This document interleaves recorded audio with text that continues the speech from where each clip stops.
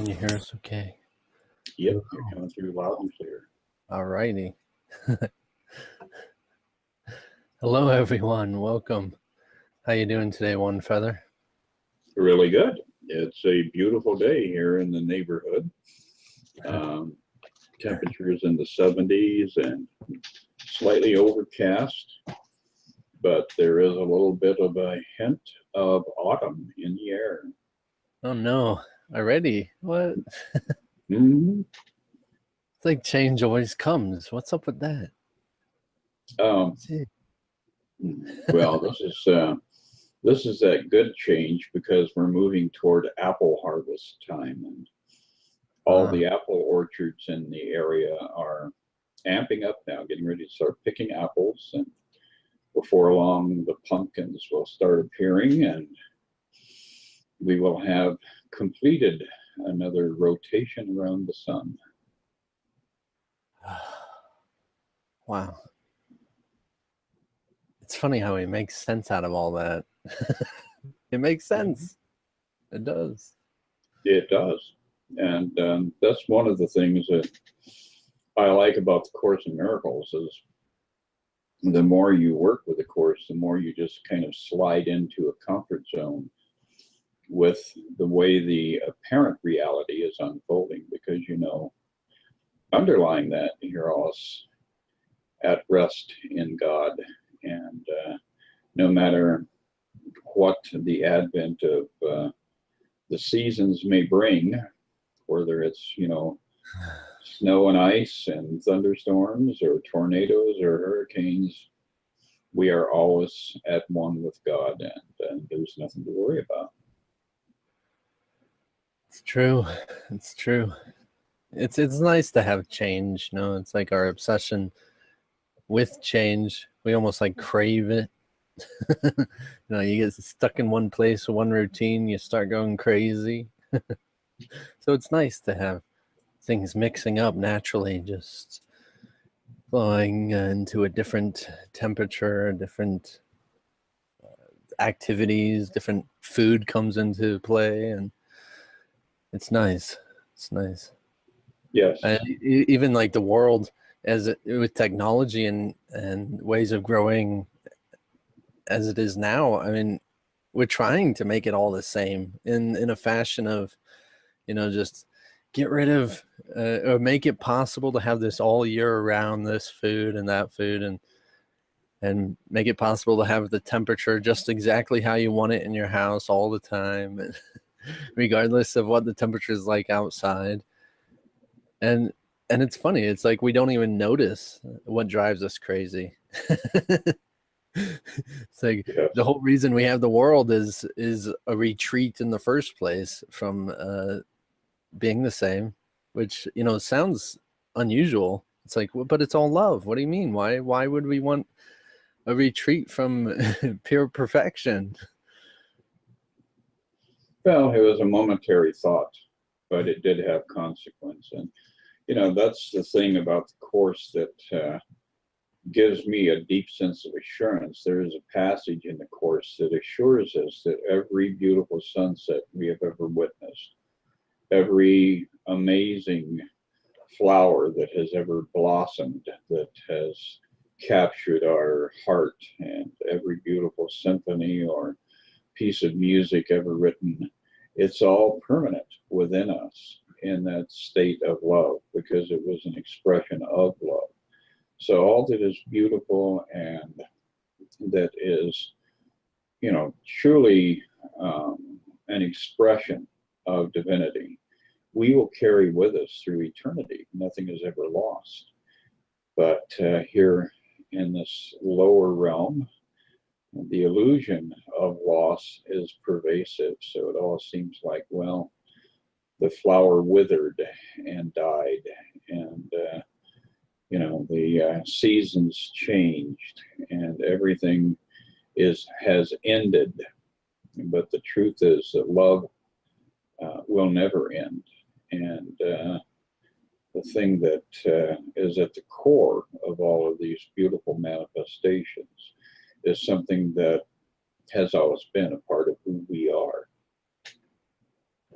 I like that you said that which represents divinity will remain forever. And paraphrasing, I think I mixed up some words, but that's okay. It's the same idea.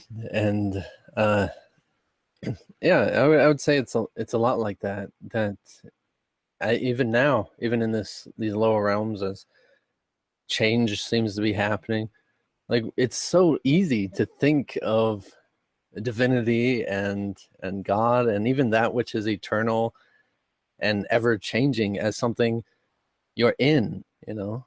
It's like, oh, I'm in all this love that is forever ever changing and whatever. And yet it is actually the essence of who you are. And so even like representing that which is the divine and say it would be a perfectly trained mind to only that essence. It would be only a perfectly trained true essence of yourself to only see the love of God that then represents everything as the love of God. Like even right now, it's the truth about everything that exists, everyone that exists, the truth of who you are. There is only the true nature and love of God right now. And yet we think there's something other happening. We think there's things that we can check off the list of, you know, scratch that off. That's not love. Oh, that person, no way, man. And it's a complete misunderstanding that like what you see is a lesson, hoping that eventually you realize that what you are is only love. But it's that seeing yourself thing. You know, if you're not happy with yourself, you're not going to be happy with this other person or that other person or that activity or this way of life or this thing, because you insist that somehow there needs to be all this correction and stuff about what happens with you and who you are. And so, you know, when you have that trained mind of completely purely accepting of everything that you are, everything that, you know, you might even just currently define yourself with illusions. That's okay too. Once you accept all the illusions because they're not real, it doesn't really matter. Then you start to see even the illusions are perfectly okay. Even the you start to transcend this idea of separation of having the reflection of divinity and the reflection of something else. Realizing it's always been a reflection of the divinity that is thinking of other things. You know, I have this knowledge of good and evil, and I keep thinking that, you know, it's real. Like the knowledge has manifest into reality, and it's this circular experience if we don't take responsibility. That's for sure. It is. And, you know, I have for decades used the tarot cards to help people get a sense of what's going on with, some right you now. know, the future and what has happened in the past. But really, every moment of now is like taking an individual card from the deck, you know, and looking at it and realizing that it is isolated in time and that it has no power beyond the moment that you are looking at it. So, and I just turned a card, and this is kind of fun. The card that came up was the Wheel of Fortune. See, and all of this is ephemeral. All of this is just you know, that ongoing illusion of reality. But it's in actual fact, it's just a slice. And we are fractionating the idea of a life apart from God. And you know, when you were in college, or high school, they gave you a rat's brain if you were in one of those schools that you know, was kind of upscale, and you could rat's brain. Sorry. Yeah. Well, besides the one that, you know, we tried to attach to ourselves. But then you could fractionate the rat's brain, and you would take teeny tiny thin slices of it. And that's what life is. It's fractionating an idea. But in truth, none of it is eternal. None of it is going to last. So You have to be willing to turn over the next card and see what the players are that emerge, and see who it is that shows up in the world that you are trying to impress. Yeah. No, the first tarot card reading I got, she went off on saying how I was formerly a wizard and all this stuff. And then she told me to do A Course in Miracles. I'm like, what? Wait, what is that?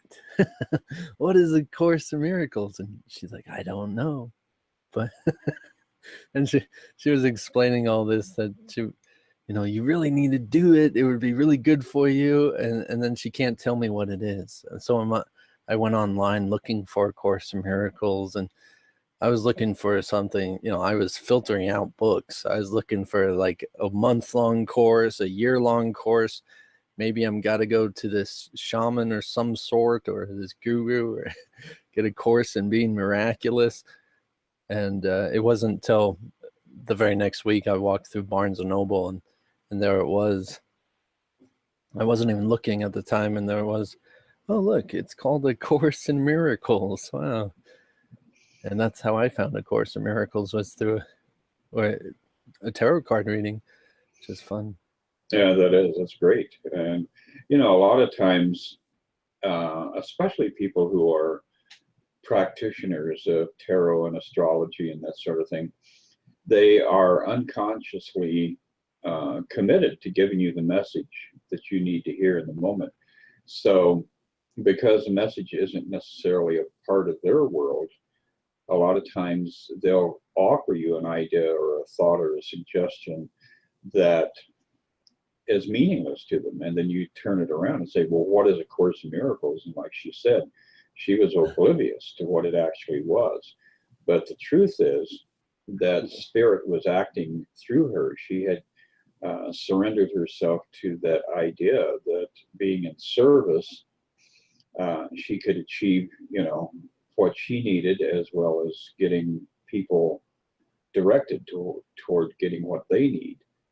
So that's the mystical nature of life in itself, is that a lot of times the things that we say in the moment to the people that we are interacting with don't make any sense in our personal world, but it is something that they need to be able to hear so that they can take the next step and open the next door.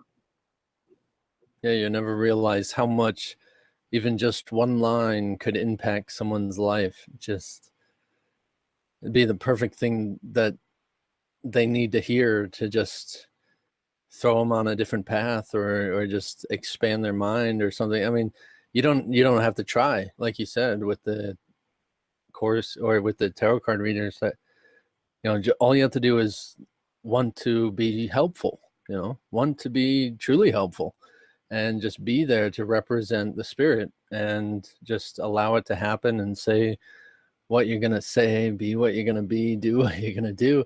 And sometimes it would feel weird, saying something that you're like, especially if you hear it as some dictation of some sort, and you're like, why on earth would you want me to say that, or do that, or be that way? And you have to be just trusting that you don't know what it's for, or why you need to do it, or anything. Just trust that, between them and Spirit, you're just being helpful, and helping them to see, helping them to hear. And you might say something that just rings a bell true to them, and joins you. They're like, wow, that's a good confirmation.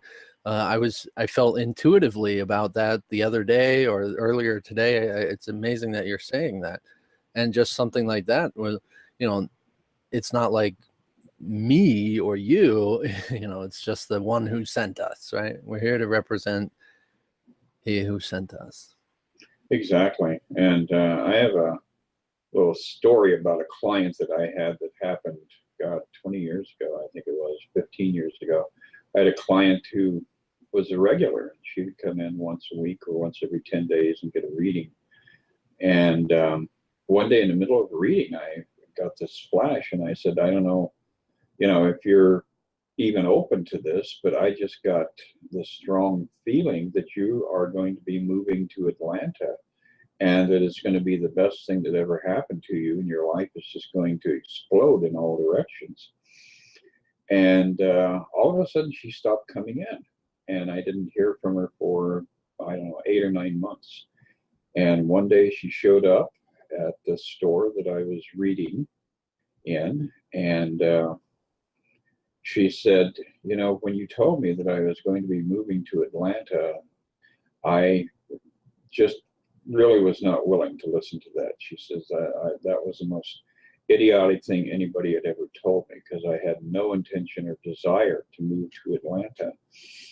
But, and she was a physical trainer, and she said some people came in to the gymnasium that I was working in, and all of a sudden things turned around and upside down, and they offered me, because they liked my appearance, they liked, you know, what I was doing, they offered me a position working with Nike shoes. And I was going to become, you know, they wanted me to do videos and do advertising and do live productions and everything else.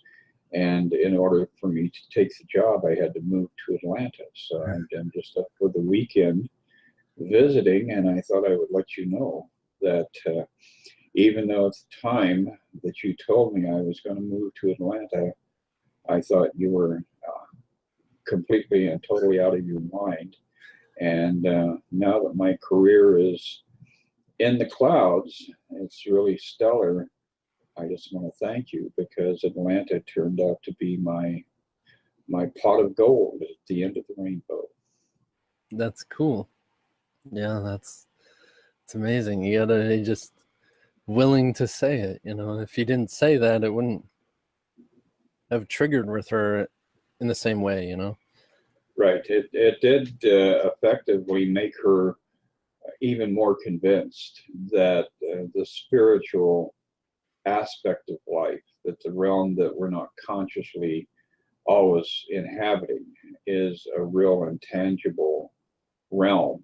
And so it created more of a sense of devotion on her behalf. She became even more devoted to her own spiritual journey. And so, you know, small things like that can have powerful effects. And again, in the Course, it tells us that, you know, even though you think that this one moment in your life really doesn't have any significance, if it's touching another person's life 35 lifetimes down the road, it can have a huge impact. So that's why we really have to get into a state of surrender and trust that we're in the right place, doing the right thing, and that we are in fact one with God, and nothing can ever break that connection that we have. Reminds me of the movie Cloud Atlas. Have you seen that? Oh yeah, one of my favorites. I love that movie. Yeah, that's good. It kind of helps you to see that we're entangled together in this like soul family experience, and just whatever it might be, not necessarily just evolve or reincarnating on the same planet or in the same condition or circumstance or world or anything, but even going into other universes or other dreams or other types of dreams, that, you know, even just the lesson that God would have us learn is always there. And you see that you're working with other people that represent that lesson and where it is and what it is to be received. And, you know, it's not necessarily ever completely accepted, like not completely here right now, or it definitely seems like it's complex, that's for sure. To my mind, to this little idea of my person, it really seems like there's so many different things the spiritual universe can be, and to sum it down to all of its little, to the essence of it, and what it's, you know, the core root of where and what all the spiritual universe consists of, is that representing what we think of ourselves, and that's to be actually representing this Son of God, what it believes to be real. And while it does often believe in the loving good things, it still has this belief in the opposite of love, this anger, this fear, this reason for fuss and drama. It like finds purpose and meaning to it still. And so the world reflects that. It's really the spiritual universe we're looking at all the time, but in this holographic type effect that it has, it seems freaking darn real, that's for sure. Yes, and you were mentioning Cloud Atlas. I have always had an appreciation for the sky and the clouds, and the whole premise around the piece of music that had been written that was entitled Cloud Atlas was that it was possible to create an atlas of clouds and where they came from and where they were heading. And that is really kind of an enchanting idea, especially I think for people who are more inclined to be bonded with nature, because I frequently go out on my back deck and watch the clouds, and some days the cloud people are dancing and very lively, and sometimes they're threatening and doing their dervish dance, and other times they're just very gentle and serene and floating along at a very pleasant pace. But the sky people, the cloud nation, they're always expressing. And if you're living in, the boxed-in world of the city and, your spot in the grind, the daily grind, you probably don't look up often enough to observe what the cloud people are saying. But there are messages up there. That is a nation of awareness that is always expressing for us. And, that was a big tenet with transcendental meditation. Back in the day, Shakti Guan, when she was writing her book and talking about enlightenment, she put a big focus on the idea that you have the ability with your mind to control clouds. You can lay back and relax and observe the clouds, and by force of will, expand them or diminish them. And a lot of people made that first step toward enlightenment for transcendental meditation as a result of discovering that that was in fact true. So the mind is the most powerful force in existence. And once we respect it and understand it and begin to give it structure, the results are often astonishing. Even just to have those clouds, and they are willing to move all the time. They're in constant movement and just in the perfect flow of what they are, and just being light as they are and everything. It does seem a little more noticeable, like using your mind to influence it, mostly just because it's like, it doesn't take much to make movement, to make change with something that's so light and moving already.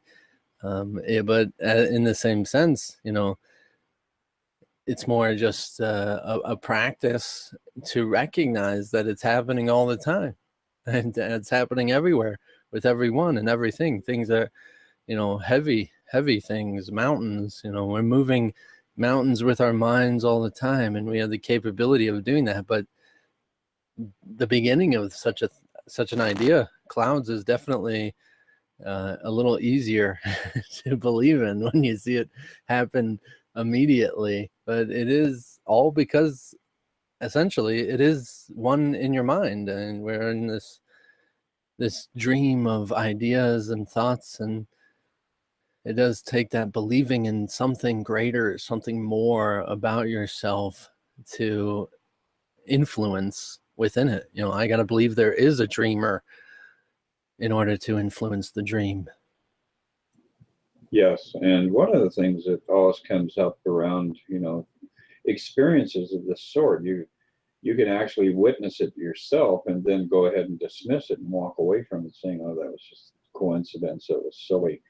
Yeah. But the truth is that that is an unconscious process that you are engaged in where you are invalidating yourself. You are saying, no, I'm the victim of the world I am surrounded by.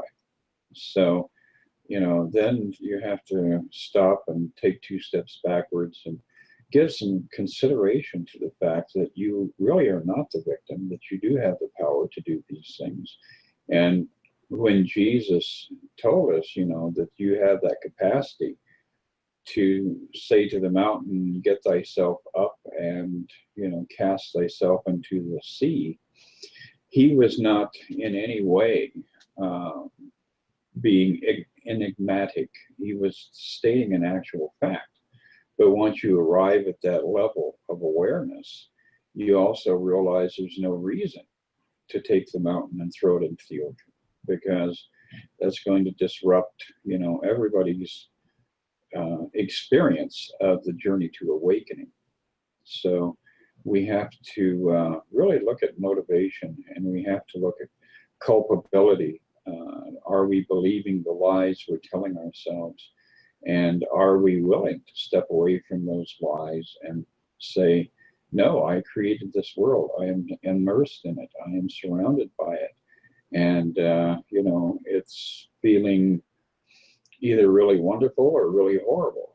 And, but this is teaching me the truth that I am not a victim of the world that I see. It's funny that you say how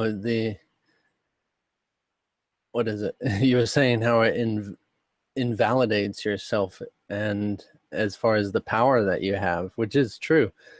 You're trying to avoid it and being a victim.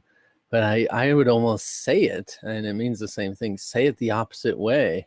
In my way of understanding, like my mind, when I heard you say it invalidates yourself, I heard it first referring to the whole fact of doing something like moving the clouds or even moving a mountain would invalidate the little self. That it's like, oh no, I've spent my whole life building this world and the belief systems that I have, and I want to see it this way. I want to be a victim, to do something outside of the laws I've made.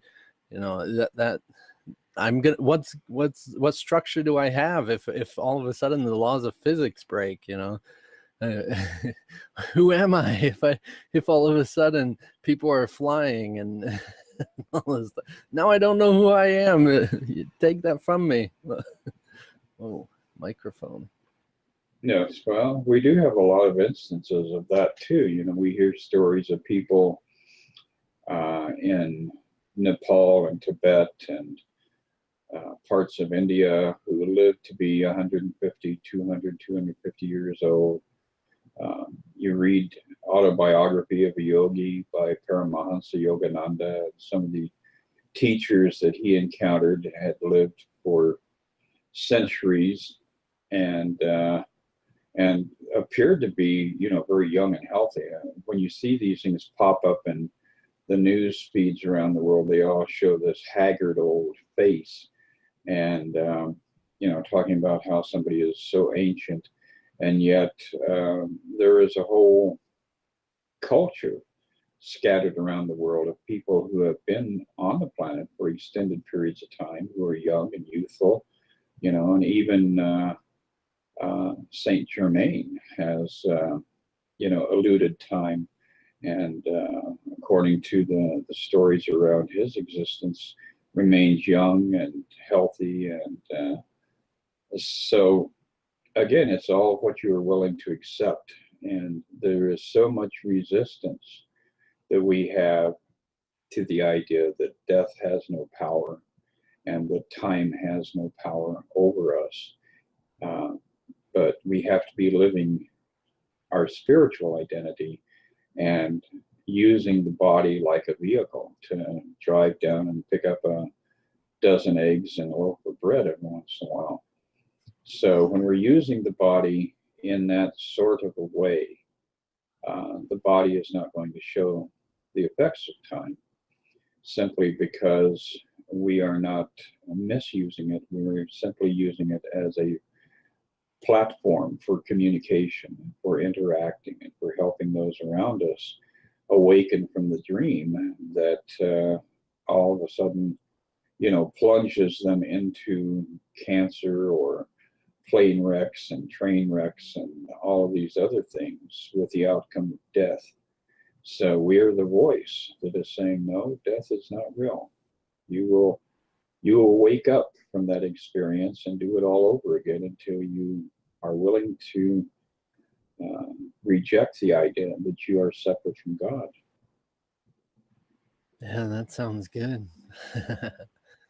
Yeah, it's definitely like a whole nother way of thinking, like the world's structured in a fashion that we also have this personality that fits into it, and this body idea and everything. And yeah, it's just the spiritual universe is just so freeing, it's like no limits. When I hear that, I am not a body, I'm free, for I am still as God created me.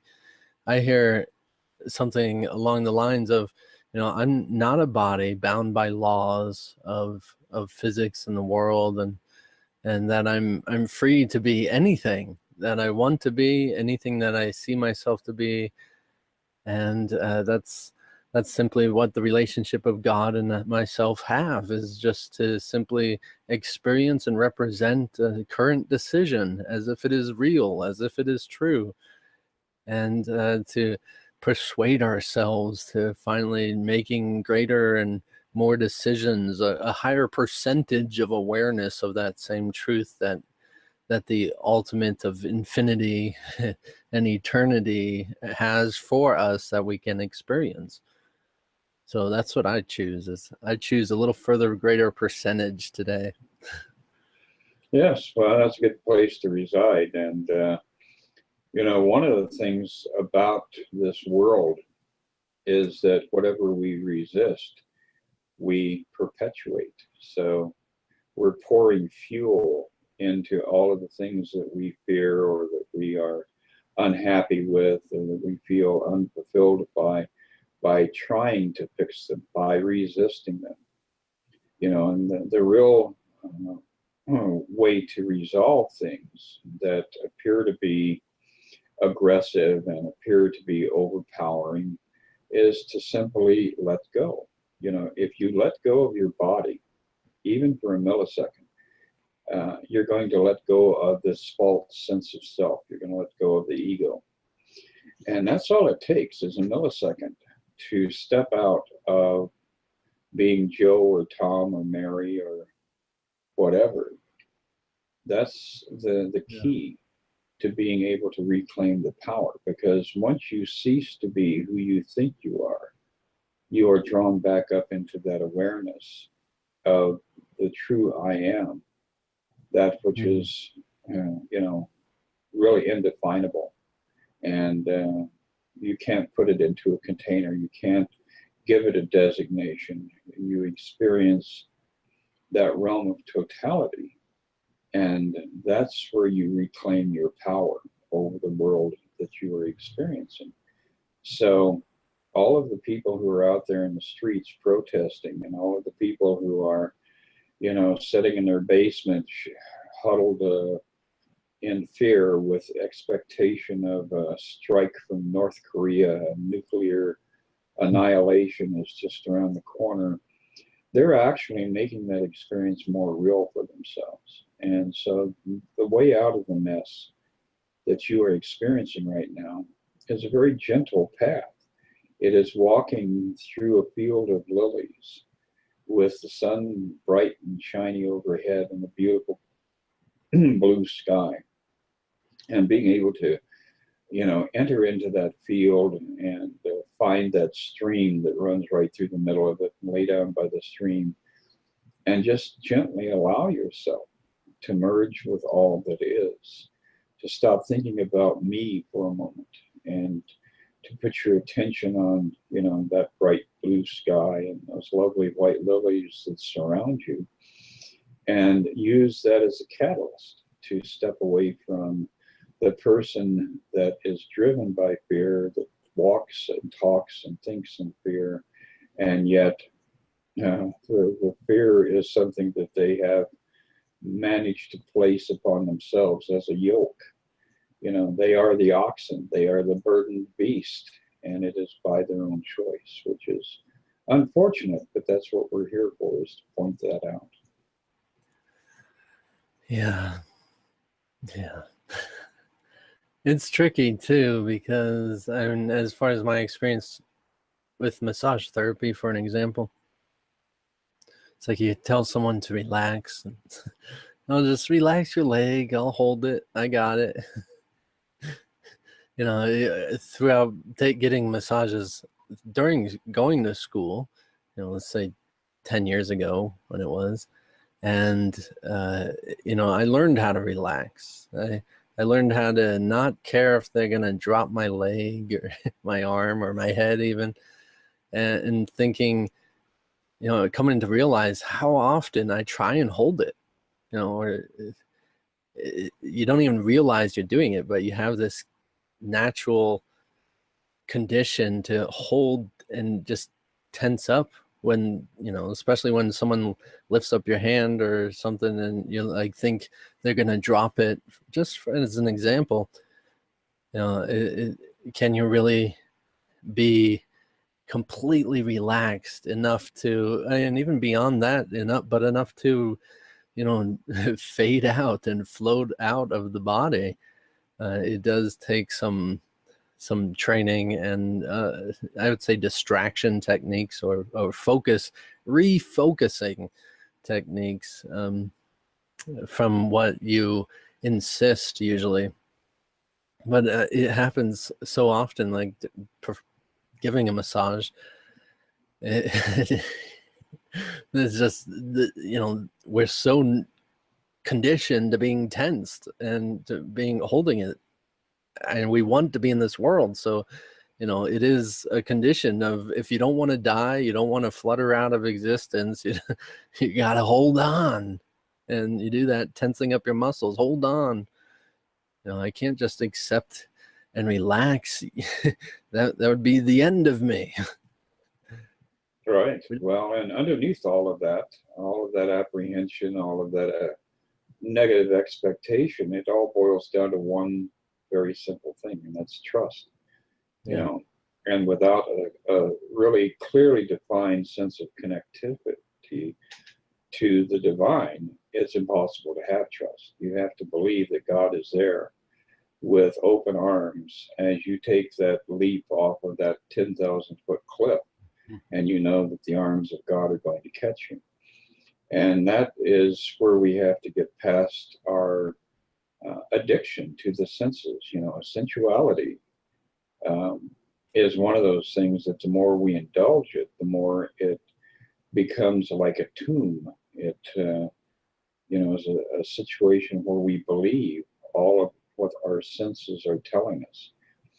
And really, to engage with the divine, you have to step out of all of the sensual experiences.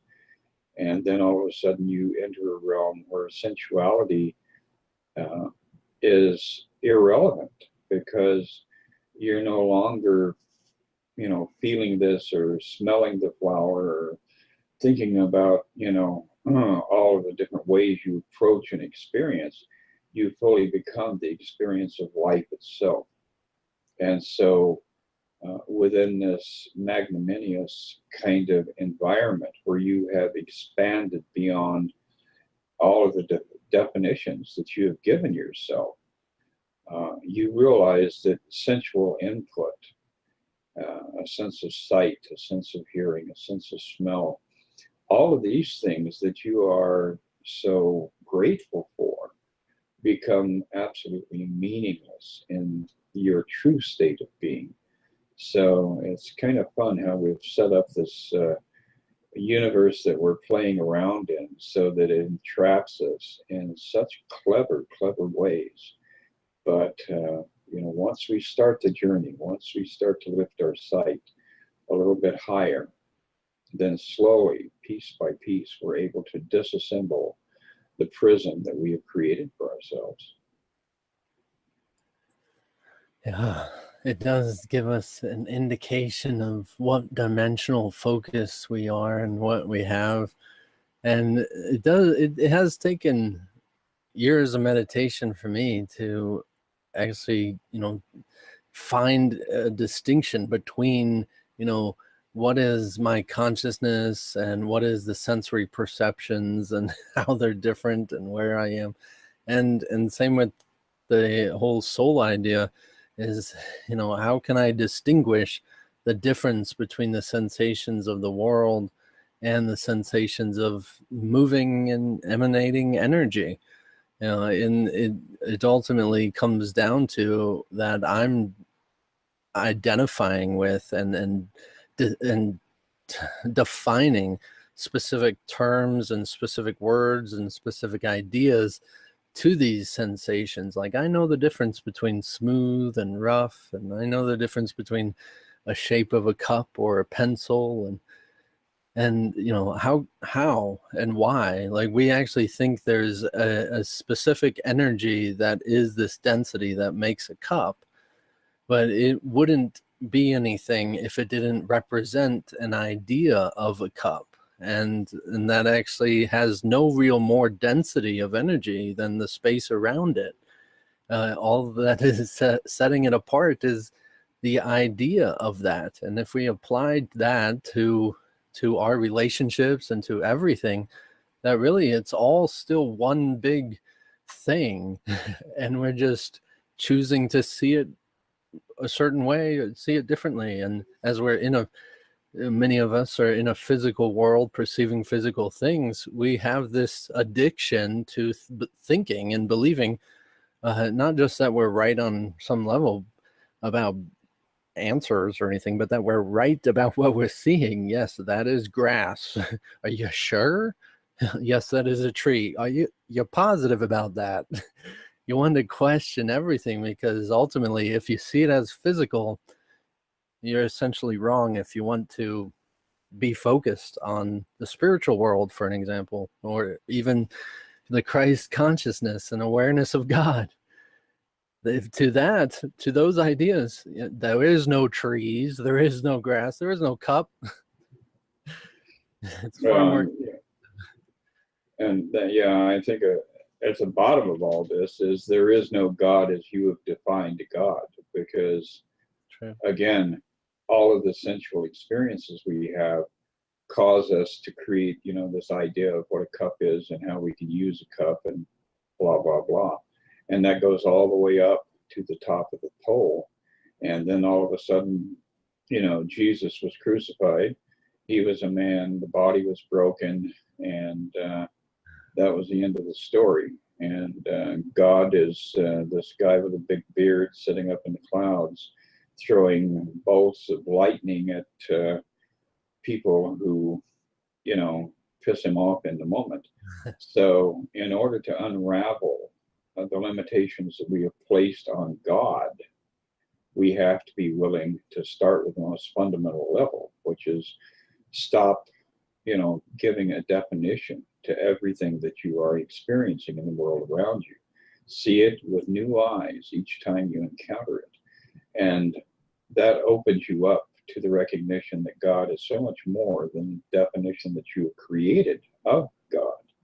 And then out of that, at some point along your journey, one of those bolts of lightning from the heavens will hit you on your trail up to a higher plateau, and you will realize every limitation that I have placed on God, every definition I have given to God, is one that I have given to myself. And that is how I have managed to separate myself from God.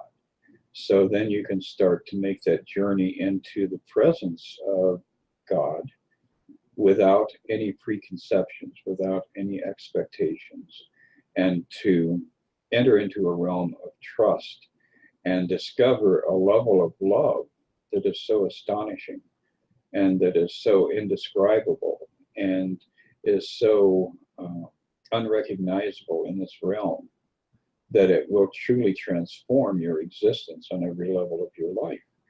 So these are all the important things that we gain from our commitment to A Course in Miracles.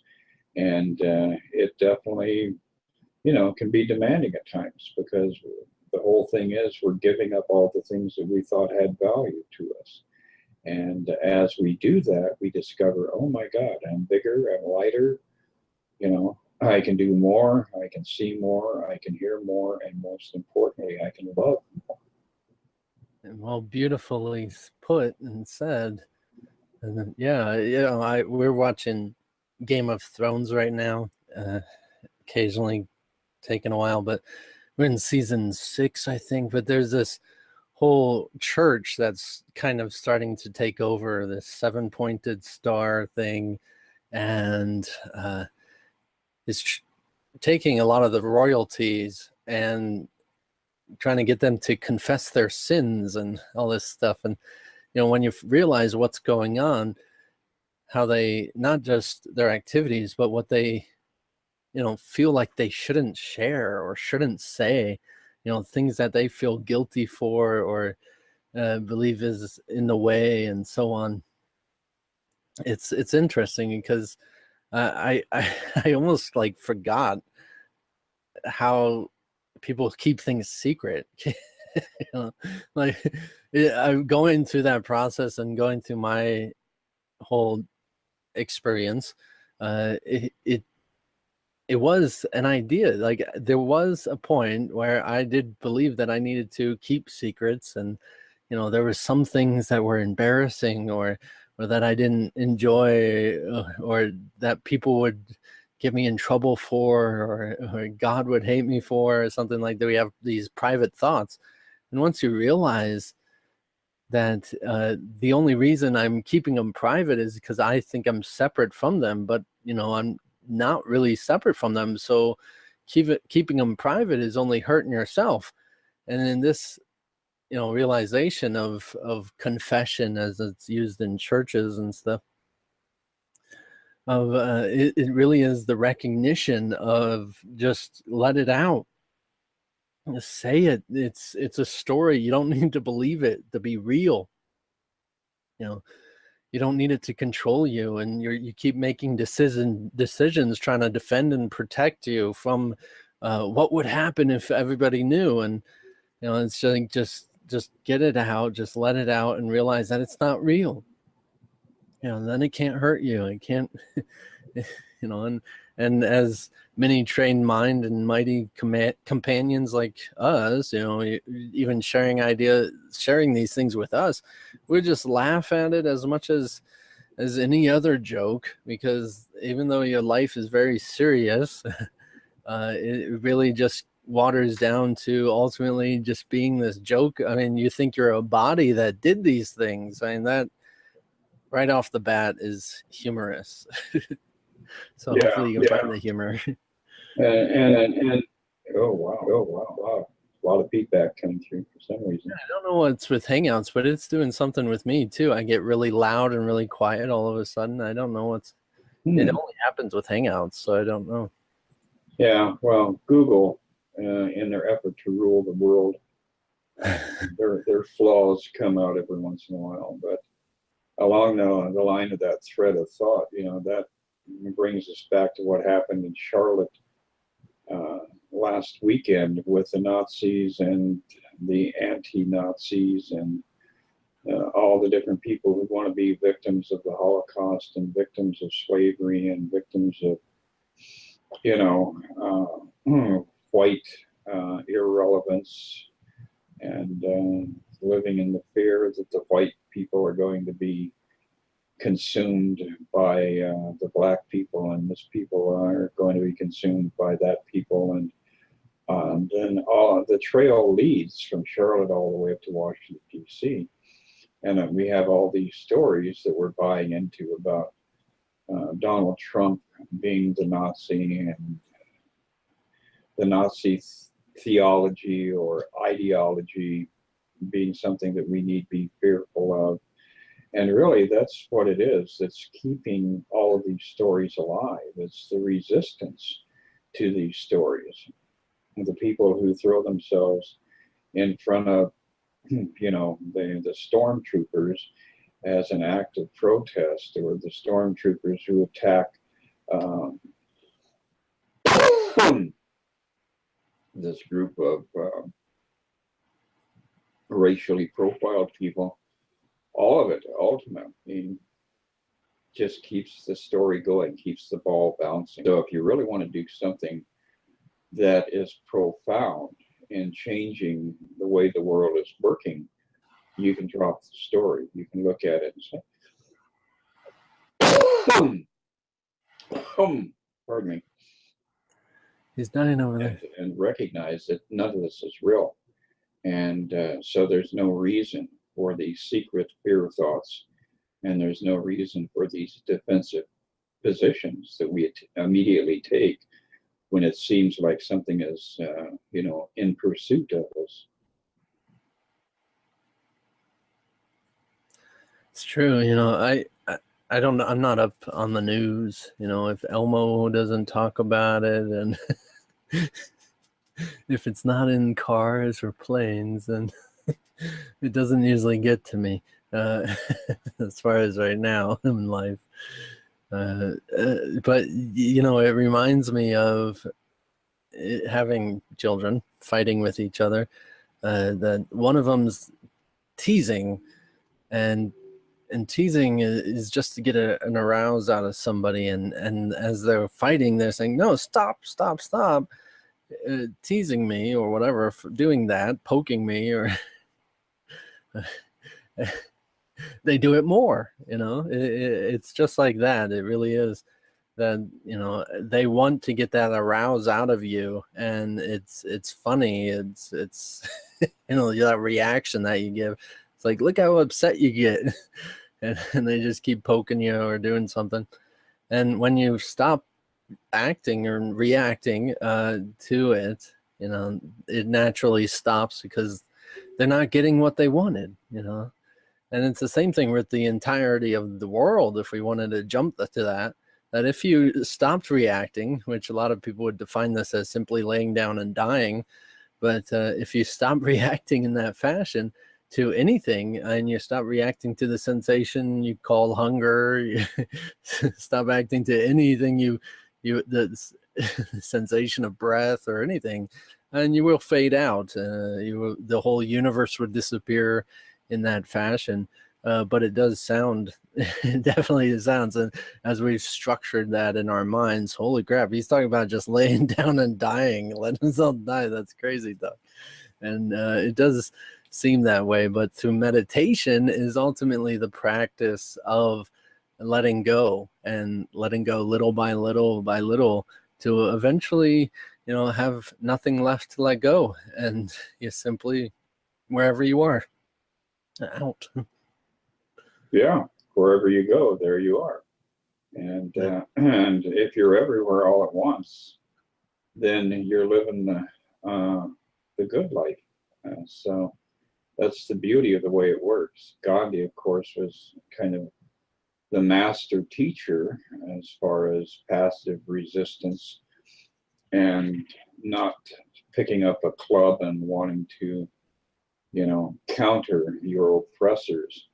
And he brought India to a halt, and the British were overwhelmed by that process, because they were so used to, you know, preparing armies and militia and armadas, and doing this thing of conquering anybody that showed up on their radar screen.